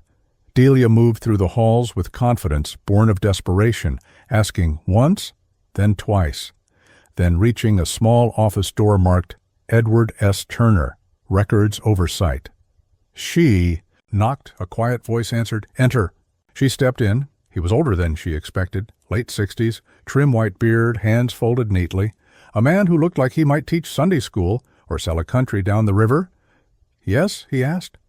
"I'm here about the Red Rock account," she said. His eyes flicked up, sharp. Too sharp. "I beg your pardon?" She stepped closer, pulled a paper from her coat. Not the ledger, just a copy of one page. The one you paid Joe Tilley to manage. The one you started in 1869. Hartwell stood slowly. "Who are you?" "I'm the one who didn't die." She turned and walked out. Hartwell followed, not fast, but deliberate. She reached the rear stairwell, heard the door open behind her, felt the shift in air. Colt and Deeks were waiting in the alley. The back door opened. Hartwell stepped out, looking left, then right. He froze when he saw Colt. "Maddox." "You remember me," Colt said. "Funny. I don't remember you at all." Deeks stepped forward. "Theodore Hartwell, you are hereby under civil and criminal investigation for conspiracy, child trafficking, and obstruction of justice. Pending full examination of this document." He held up the ledger. Hartwell didn't blink. "You have no jurisdiction here." Deeks smiled. "You built a kingdom on secrets. We're just delivering the smoke." Hartwell turned to Delia. "You can't." "Win." She stepped forward, face close to his. "I already did." She reached into her coat, pulled out the real copy of the ledger, and handed it to the federal agent stepping out of the second doorway. An agent Deeks had summoned 2 days before with one telegram. Hartwell's face cracked. Delia's didn't. They watched him get dragged into a black carriage as the city around them kept moving. People going to lunch, to shops, to meetings that would never know his name. But Delia did, and now the world would too. They returned to the boarding house. In silence, Colt poured a drink. Deke sat and pulled off his boots with a grunt. Delia stood by the window, watching the Capitol dome glow gold in the afternoon light. "You did it," Colt said softly. "No," she replied. "We did." He stepped up behind her, rested a hand on her shoulder. "You're not the girl they tried to hang." She turned. "No, I'm the woman who lit the match." That night she wrote again. This time it wasn't a testimony, it was a declaration. To every girl who was told to stay quiet, to every woman who was buried by a man with power, to everyone who thought justice only came for the clean, we are here, we are louder than you expected, and we are not done. She signed it. Delia Marsh, the girl who wouldn't die. The storm didn't come from the sky. It came in paper, telegrams, and boots. It came in the names whispered in saloons and shouted in courtrooms. It came because Delia Marsh refused to stay dead. 2 days after Theodore Hartwell's arrest, the story broke in, the Chicago Tribune. Secret ledger reveals child trafficking ring connecting railroads, politicians, and law enforcement. Gott. The floodgates opened. Senators disavowed their ties. Judges were dragged from courtrooms. 6 towns across the frontier woke to find their sheriffs gone. One governor disappeared entirely. Colt read the papers every morning with his coffee and his revolver within reach. Deeks stayed busy swearing testimonies and escorting witnesses across city lines under armed guard. And Delia spent her days at the typewriter in their boarding house, pouring names, memories, and truths into the world like fuel onto fire. It should have felt like victory, but it didn't. Because with every day that passed, more shadows gathered. Not everyone liked what the light exposed. "I found something," Deke said one evening, stepping into the boarding house with dirt on his boots and a telegram in his hand. Delia looked up from the desk. "What is it?" He passed her the slip of paper. "From Emmett Rule message, stay clear of Calico Ridge." "Gallows went back up yesterday." Colt stood. "What does that mean?" Deke sighed. "Means the men in that town haven't forgotten. And they've figured. Out where the match was struck." Delia's mouth went dry. "They think I started this." "You did?" Deke said. "But not in the way they mean." Colt crossed to the window. Outside, rain tapped softly against the glass. "This is about fear," he muttered. "They're scared of what she represents." "She?" Delia said. "I'm sitting right here." If Hidea turned to her, "That's the point. You are." That night she dreamed of the noose again. Same rough wood, same creaking rope. But this time there were more people in the crowd. Women, children, men who once turned their eyes away, now staring straight ahead. And this time she didn't stand alone. Colt was there. So was Deeks. So was Emmett. Even with blood on his shirt and a laugh behind his eyes, the noose dropped, and the gallows burned. They left Washington the next morning. The fight had moved west again, and so would they. 3 weeks later, Abilene. The sun beat hard, against the hard-packed dirt, but Delia didn't feel it. She stood outside the telegraph office, reading the latest dispatches. The hearings in D.C. had begun. Hartwell was testifying. Names were dropping like stones into a river, and the ripples were being felt as far as Arizona and Wyoming. 4 federal marshals had gone missing in the last 10 days. One was found dead near a rail line, with a ledger page pinned to his chest. Delia read the report again, slowly, then folded the paper. Colt walked up behind her. "Heard?" "Yeah," he looked at her. "You want to stop?" She looked up. "No, I want to finish."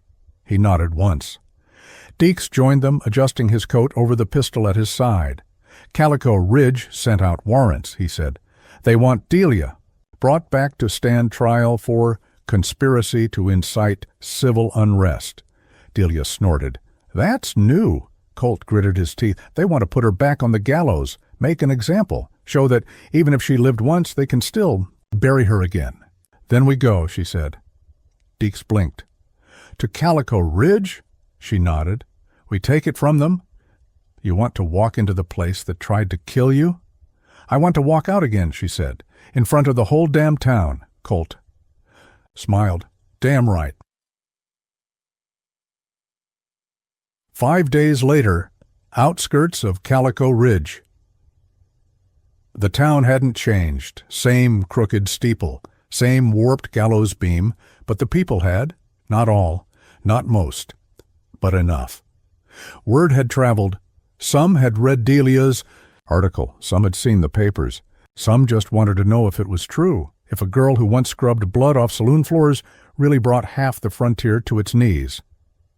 They rode in at dawn, Colt in front, Deeks beside him, Delia at the center. Rifles followed them from rooftops. A few shouts rang out. Someone threw a bottle. It missed, but no one stopped them. Not yet. They stopped in front of the gallows. The platform had been rebuilt. Fresh rope, clean wood, a single chair beside it. Where the marshal now sat, flanked by 2 deputies with shaky hands, Delia dismounted and stepped forward. I'm here, she said, loud, clear. The town quieted. The marshal rose. You have no right. I have every right, she cut in. You tried to hang me, with no trial, no jury, just fear? The crowd shifted. You called me a killer, but I was the one who lived, and I'm not leaving until you understand. What that means, Deeks stepped forward, raising a folded sheet of paper. Signed by the Federal Court of Washington, D.C. This woman is under protection of the United States Marshal's Office. You touch her now, and you're touching the law. The deputies lowered their rifles. Colt turned to the crowd. This town chose a noose once. Now you get to choose something else. A man stepped forward from the back. A rancher, Delia remembered, from her saloon days. He didn't say much, just nodded. Then another woman, then a third, until a dozen stood behind her. Then more. The marshal looked around and realized he was alone. Delia climbed the gallows steps herself, then turned to face them. I was supposed to die here, she said, but I didn't, and I won't. She drew out a knife and cut the rope from the beam. It fell with a thud. She kicked the chair over, then looked out at the town. I'm not asking you to be different, she said. I'm asking you to remember. And with that, she stepped down and walked away.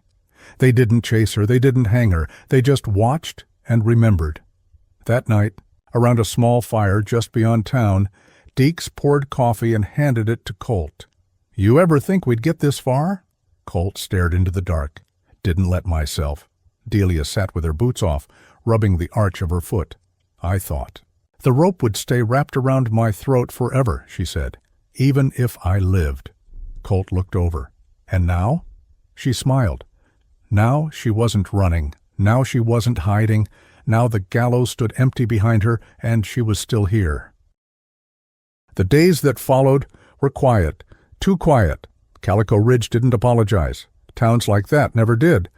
But they stepped aside when Delia walked through the square. They let her pass without a word when she stopped outside the church she'd once been turned away from, and when she stood in front of the saloon where Joe Tilley had once held her by the throat in the back room. They didn't question it when she set the building ablaze and walked away. She didn't watch it burn. She didn't need to. Colt found her on the ridge above town, sitting on the same rock he'd used to spy the gallows weeks before. He brought her a blanket, a tin of coffee, and sat beside her without saying a word. The sunrise crawled over the horizon like a wound slowly healing. Do you ever miss who you used to be? She asked. He took a sip of coffee. No, but I miss the days I thought I could stay that man forever. She looked down at her hands. There's a little girl who used to live in my chest. She cried when men yelled. She prayed before bed. She thought if she just stayed quiet, the world would stop hurting her. And? She's gone now. Colt put a hand over hers. I don't miss her, Delia whispered, but I mourn her. They sat like that for a long time. No words, just the hush between two people who had survived too much to name. Deeks returned from the telegraph office late that afternoon, dust on his boots and worry in his eyes. We've got company, he said. Colt stood. What kind? The kind with hard eyes and polished boots. Pinkertons. 2 of them asking questions down in Yuma Gulch. Delia stiffened. Who sent them? Deeks handed over the telegram from an anonymous contact in Washington. Be advised, railroad. Interests mobilizing, retaliation likely. Targets identified. 3 names were listed. Delia Marsh, Colt Maddox, Marshal Henry Deeks. Delia read the words without flinching, then folded the paper in half and threw it in the fire. Colt watched the flame curl around it. They're not coming to talk, he said. No, Deeks said. They're coming to erase. They left Calico Ridge before dawn, not in retreat, but in defiance. Colt rode ahead, eyes scanning the hills. Deeks flanked from the side, shotgun resting across his lap. Delia rode between them, the ledger still strapped to her back, but now, wrapped in 2 layers of oilskin and sewn into a false saddle flap, the west stretched out before them. It wasn't home, not yet, but it was waiting. They reached Red Mesa 3 days later. The town was half empty, its people wary and quiet. But it had water, shelter, a church with no preacher, and, more importantly, a telegraph line that still worked. Delia sent a message to Jeb Mullins in Fort Worth. Hartwell's testimony confirmed. Attacks coming if I die. Print everything, no mercy. DM. She waited 1 hour, then the reply came. If you die, I'll burn them with you. Jebe. She smiled. Just a little. That night, the Pinkertons came. 2 riders, then 4, then 6. They didn't hide it. They rode into town, bold, clean, and sharp-edged. No badges, no warrants, just black hats and iron on their hips. The man in front dismounted, in front of the old livery, and called out like he owned the place. Colt Maddox? Colt stepped out from the shadows, rifle in hand. You called? We're here to retrieve what don't belong to you. Colt cocked the hammer. You're mistaken. Nothing here's yours, the man grinned. We'll see. He raised a hand. Gunfire exploded. Colt dove for cover, firing 3 times. Deeks opened up from the far roof line, dropping one of the men in the first volley. Delia crouched behind. A barrel pulled her pistol and shot the man who tried to flank Colt from the church steps. Smoke filled the square. Horses screamed. People scattered. Then came the sound of fire. One of the Pinkertons had tossed an oil flask into the old grain. Store. Flames erupted. Colt turned to Delia. Get to the ledge. Now! She sprinted, heart hammering. Behind her, Deeks dropped another shooter, but not before a bullet caught his shoulder. He staggered, but stayed up. Colt met her behind the blacksmith's shop, blood on his sleeve. You hit? She asked. He shook his head. Not mine. She checked her satchel. The ledger was still there. Then, a shot. Deeks cried out. Delia turned. The last Pinkerton had him in his sights. She didn't think. She ran. The pistol barked in her hand. Once. Twice. The man went down, eyes wide. Silence followed. Smoke drifted through the square. Colt ran to Deeks, helped him sit up. Shoulder, the marshal muttered. Hurts like hell. Still breathing. Delia dropped to her knees beside them. Then she looked up at the fire. It was burning again, just like before. But this time, she wasn't powerless. She wasn't the girl behind bars. She was the reason this fire would mean something. They stayed until the flames were out. The townspeople emerged slowly, watching, as Delia helped douse the last embers. No one spoke. But eyes met hers and nodded. Later, as Deeks lay stitched and resting, Colt and Delia stood side by side on the edge of town, watching the wind move through the grass. You saved him, Colt said. Delia looked down. I didn't hesitate. No, he said. You didn't. You think that makes me cold? No, Colt said. I think it means you're free. She turned to him, and for the first time she let the ledger fall from her shoulder. She dropped it in the grass, opened it, and lit it on fire. Colt stared. You sure? She nodded. The truth's out now. The names have been printed. We did what we set out to do. He watched the pages curl. What about justice? She looked at him. We gave them the truth. The rest isn't ours to carry. Colt wrapped his arms around her. The wind carried the ashes east, toward Washington, toward fire, toward the part of the story no longer theirs. That night, she slept. With her head on Colt's chest, and for the first time since the rope brushed her neck, she dreamed of wind, not gallows. It began with silence, not the kind that comes from fear, not the hush before a gunfight or the breath held behind a locked door. This was the silence that follows a storm, the silence when the trees stop shaking, when the wind forgets what it came. To tear down, the silence when you realize you're still alive. 3 weeks had passed since Red Mesa. The town was rebuilding slowly. The last Pinkerton had bled out behind the chapel, and none came to claim him. News of Hartwell's conviction had spread to every telegraph line west of St. Louis. More than a dozen men had been arrested in its wake. 6 had taken their own lives before trial. The West was changing, and Delia could feel it in her bones. They rode north, not because they were running, not because they were chasing anyone either, because that's what survivors do. They move. Deeks traveled a few days. Behind them now, nursing his wounded arm and sending letters ahead to towns where justice still had a chance. He declined Colt's offer to ride together.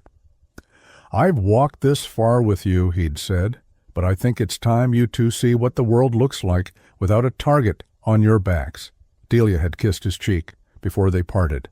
You saved my life. Deeks only nodded. Make it worth the saving. The trail they followed was narrow and forgotten, winding through old-growth pines and empty sky.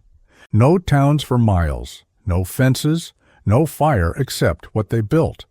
Just the two of them, Delia and Colt, moving toward nothing in particular except away. Colt never asked where they were going. Delia never offered. It was enough to ride beside each other and let the past stay behind, until the morning they reached the ridge above. Hollow Creek.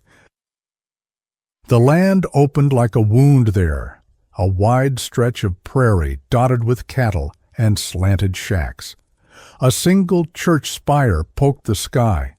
Children ran in the dust near a hand-pumped well, and in the far distance a train whistled its way through the gap in the hills. It was beautiful. And it was quiet. Delia pulled her horse to a stop. Colt reined in beside her. You know this place? She nodded slowly. I was born 3 towns over. You want to stop here? She took a long breath, then exhaled. I think I do. They bought a small stretch of land near the tree line, 5 acres, 1 crooked. Barn, a house with no roof but good bones. The man who sold it didn't ask questions. Colt paid in coin. Delia paid in silence. They rebuilt it together, slow, deliberate. She dug the garden rows while he fixed the well pump. He patched the roof, while she taught a neighbor girl to read. Every evening they lit a lamp in the window and watched the sun fall behind the ridge like it owed them nothing. It was enough. On the 3rd week, a letter arrived from Jeb Mullins, written in a rush but careful, smudged with ink. Delia, Washington's, asking questions about you, this time the good kind. A few women want to meet you. They're forming something big. They call it the Truth Riders, justice on horseback. They say you're the reason they even thought it was possible. If you're willing, come east. We'll leave the door open and the light on. Jeb. Delia stared at the letter for a long time, then folded it and tucked it in a drawer. Colt asked her about it that night by the fire. You going? She shook her head. Not yet. You ever think you might? She looked into the flames, then at him. If I go, you coming with me? He smiled. You know the answer. On the first night of fall, they sat on the porch together, wrapped in the same blanket, coffee in hand. The stars were bright, and the air smelled of wood smoke and frost. Delia leaned her head on his shoulder. I don't know what comes next, she said. Colt kissed her hair. That's the point. I thought I'd be different after it all. I thought I'd feel done. He was quiet for a while, then said, Maybe survival ain't about feeling done. Maybe it's just about getting far enough that you get to choose what matters. She nodded. Then I choose this. They made love that night slow, without hurry. There was no fear in it, no vengeance, just heat and quiet, and a softness neither of them knew how to name. Afterward, she lay with her back against his chest, his arm around her waist, and whispered, You were worth coming back for. Colt didn't speak, but she felt his breath catch, and that was answer enough. In the months that followed, the world kept turning. The truth riders grew. Delia didn't join them, at least not yet, but her name rode with every dispatch Aisha sent, every outlaw they arrested, every girl they pulled from a jail she didn't belong in. Her story became more than hers. It became a warning and a promise. Then one morning a rider came, young man, dusty coat, hat too big for his head. He handed Colt a note and waited without a word. Colt read it, handed it to Delia. It said, The last man who ordered your hanging died in prison last night. I thought you should know. Deeks. Delia folded the letter and stared out at the pasture. You feel lighter? Colt asked. She thought for a while. No, she said. But I feel done. They stayed on the land another year. By spring, the house had a porch swing. By summer, there were hens. By fall, they had names picked out. If the child was a girl, Mercy. If a boy, Boone. And on one still evening, as a wind moved through the trees and the first leaves fell from the sycamore, Delia Marsh sat beside Colt Maddox on the porch of the house they built from survival. She took his hand and said the only words that could close a story like hers, I lived. The first frost came early that year. It painted the fence posts silver and made the porch steps crackle under boot heels. The hens huddled tight in their coop, and the pump handle creaked with ice before the sun had even risen. Delia woke before dawn, as she always did now. The weight of her belly made it harder to breathe, but she welcomed the ache. It was the kind of pain that meant something was coming, not death, not fear. Life. She lit the stove and poured a half cup of coffee. The house was quiet except for the wind against the glass and the slow ticking of the clock Colt had fixed with his own hands. He stirred in bed but didn't rise. Not yet. She let him sleep. He'd spent the day before cutting wood and patching a fence after coyotes broke through. The man had a limp now, subtle but permanent, a reminder of Red Mesa, a souvenir from the last time someone tried to take what was theirs. She stepped onto the porch, pulled a blanket around her shoulders, and looked out over the pasture. The hills rolled soft in the early light. A deer moved through the brush, unbothered. Somewhere far off, a train whistle blew. She didn't flinch. Colt found her like that an hour later, coffee long gone cold in her hand. He wrapped an arm around her. You okay? I am, she said. You hurting? Always, she said, smiling, but not in the way I used to. He kissed her cheek, rough lips against soft skin. What are you thinking about? She rested her hand on her stomach. Mercy and Boone, Colt nodded. Can't name 'em both. Why not? She said, half serious. Maybe they'll earn both before they're done. The baby came. On the second full moon of winter. It started slow, just a tightness in her back and the restless way her fingers kept folding over each other. Then came the pain, sharp and rolling like thunder, and the sweat that made her skin shine even as the room went cold. Colt paced the room like a man waiting for a verdict. The midwife, A wide-hipped Comanche woman named Wanahee gave him one look and said, "Out." He went. Delia did not scream. She growled, she breathed. She cried once near the end, when she felt the burn of her own bones making way. And then a sound that broke her open in a different way. A cry, a sharp, small, undeniable cry. A girl. She knew it before they said it. Wanahee placed the child in her arms, dark hair, wide mouth, one fist curled, one open. "Hello, little fire," Delia whispered. Colt came in 10 minutes later, hat in hand, eyes wide. Delia looked up at him from the cot, hair damp, cheeks flushed, the child nestled too. Her chest, her name, she said, is Mercy Boone Maddox. Colt stared, then nodded, then dropped to his knees beside them. He kissed the child's brow, then Delia's hand, then simply laid his head on her belly and breathed. He said nothing. He didn't have to. They buried the ledger that spring.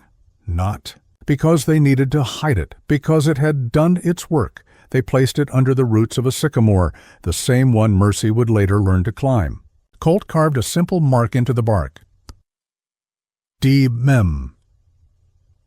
And beneath it, Traig. A reminder that not all roots grow the same way. Delia whispered a few words, nothing poetic. Just, "Rest now, you've burned long enough." Letters came and went. Jeb. Mullins wrote often, stories from across the West, arrests made, towns reclaimed, riders carrying badges and fire. One girl in New Mexico even called herself Marsh's daughter, though she'd never met Delia. Deeks sent fewer notes, but everyone was stamped with dust and blood and the unkillable hope of a man who believed change was possible, even in a place like this. The truth writers grew, and Delia stayed exactly where she was, not to hide, but to build. Mercy took her first steps between the rows of corn Colt had planted, with calloused hands. Her first word wasn't mama or papa, it was fire. Delia laughed until she cried. One day, when Mercy was 2, a rider came, an old man, bent but not broken. He rode a dun mare and carried no gun. Colt met him at the fence. They spoke quietly. Then the man left. Colt returned to the porch where Delia sat with Mercy asleep in her lap. That was the sheriff from Ashford, he said. Delia raised an eyebrow. Griggs's replacement? Colt nodded. Said the town wanted to name a library after you. Delia chuckled.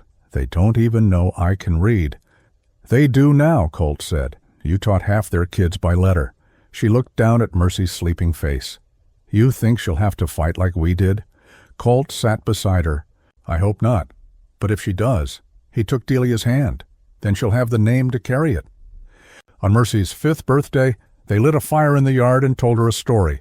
About a woman who'd been sentenced to hang, about a man who walked into town with nothing but silence and a piece of paper, about what happens when fire meets rope, about what comes after. Mercy listened, eyes wide, fingers in the dirt. When the story ended, she asked, Did she live? Delia smiled. She chose to. They stayed there for the rest of their lives, not because they had to, because they could. And when the wind moved through the fields, when the porch creaked under Colt's boots, when the sun rose soft and new over the hills each morning, Delia Marsh knew she wasn't just the girl who lived. She was the woman who made living mean something, and that was enough. The dust didn't settle. Not really. It just changed direction. Years passed in the way only the West knows how. Slow, sunburnt, stubborn. Storms came and went. People came and went. But the house stayed. The porch held. The land grew. And so did Mercy. By the time she was 10, she could ride better than half the boys in Hollow Creek. By 12, she'd broken her first horse and read every book Delia had stacked by the hearth. By 14, she had questions Delia couldn't answer, and a fire Colt could only smile at. She's yours, he'd say, watching her argue with a schoolteacher about land rights and water theft. Delia would shake her head. No, she's hers. And that, more than anything, made her proud. Colt's limp grew worse with age. He never said a word about it. Still got up early. still chopped wood, still mended fences, and carried sacks heavier than men half his age. Delia watched him more carefully now. She learned to see when the pain crept up his spine and into his jaw. She didn't pity him, she just made sure the kettle was hot and the whiskey wasn't far. One night, as they watched the stars from the porch swing, she said, "You think they'll remember us?"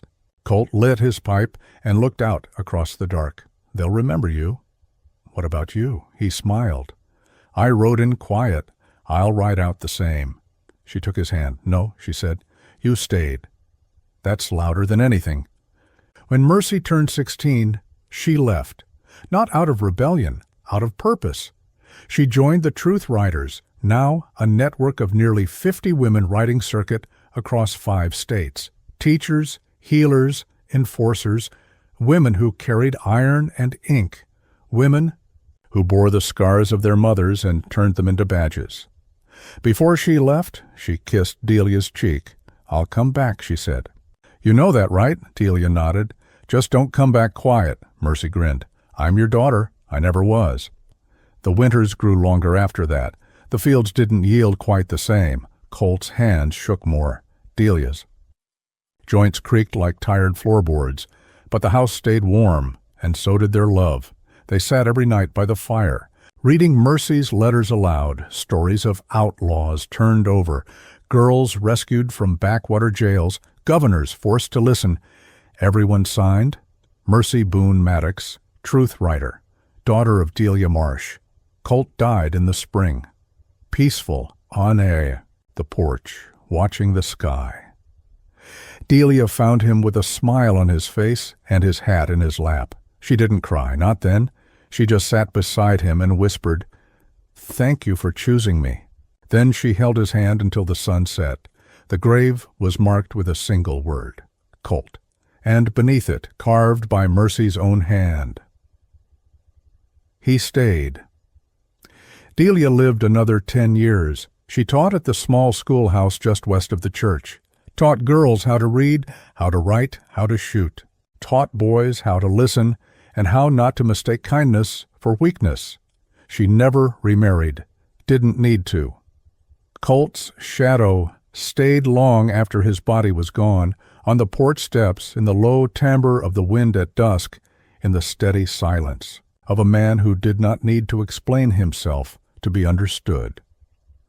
When Delia died, the town rang the bell twice, once for mourning, once for gratitude. She was buried beside Colt, under the sycamore that had once shaded Mercy's first steps. The marker was plain, Delia Marsh Maddox. She lived. Mahadea, but that wasn't the end, not even close. Years later, a rider entered Calico Ridge, a young woman, sharp jaw, high cheekbones, a revolver on her hip, and a notebook in her saddlebag. She dismounted outside the rebuilt saloon, now a community hall, and stepped onto the boards like she'd done it 1,000 times. Inside, she stood before the gathered crowd and read. She was meant to hang at sunrise, but she lived. And in that living, she taught the rest of us how not to die. She paused, then added, "My name is Mercy Boone Maddox, and I am her daughter, and I ride because she taught me to." The room was silent. Then someone stood, then another, and another, until the whole damn town was on its feet. The statue came 2 years later, built with private funds, donations from 6 states, and hands that knew how to sculpt from memory. It stood in the center of Calico Ridge, not in front of the jail, not beside the gallows, but at the old crossroads where she'd once been led in chains, a woman in a plain dress, a ledger in one hand, a pistol in the other, and a look in her eyes that said, "Try me again." Beneath her boots, carved in bronze, were the words, "Delia Marsh, the girl who wouldn't die." And some nights, when the wind comes hard through the valley, they say you can still hear her name on the air, not like a whisper, but like hoofbeats.